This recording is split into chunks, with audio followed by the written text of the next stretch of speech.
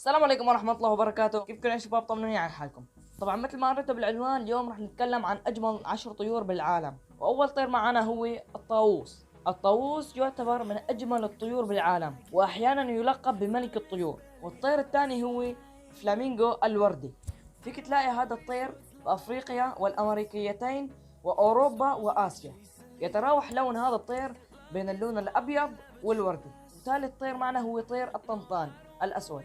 طيور الطنطان هي طيور صغيرة جدا، قلبها ينبض 100 مرة في الدقيقة الواحدة، ولديها اللون الأرجواني الغير طبيعي. رابع طائر معنا هو طائر الرفراف. هذا الطائر يمكنك العثور عليه في جميع أنحاء العالم، ويتمتع بشعبية كبيرة بين المصورين. والطائر الخامس اللي معنا هو طائر الطوقان، وهذا الطائر الجميل فيك تحصل عليه بالبرازيل وأمريكا الوسطى وأمريكا الجنوبية.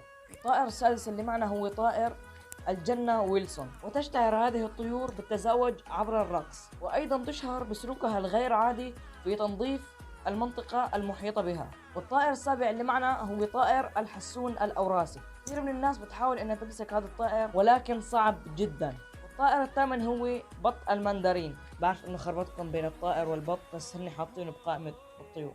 الذكور لديها لون ريش مميز، أما الإناث معظمهم لونهم بني. ويأتي هذا الطائر من الشرق الأقصى، وفيك تلاقي هذا الطائر بالصين واليابان وكوريا الجنوبية. والطائر التاسع اللي معانا هو شقرق ليلكي الصدر.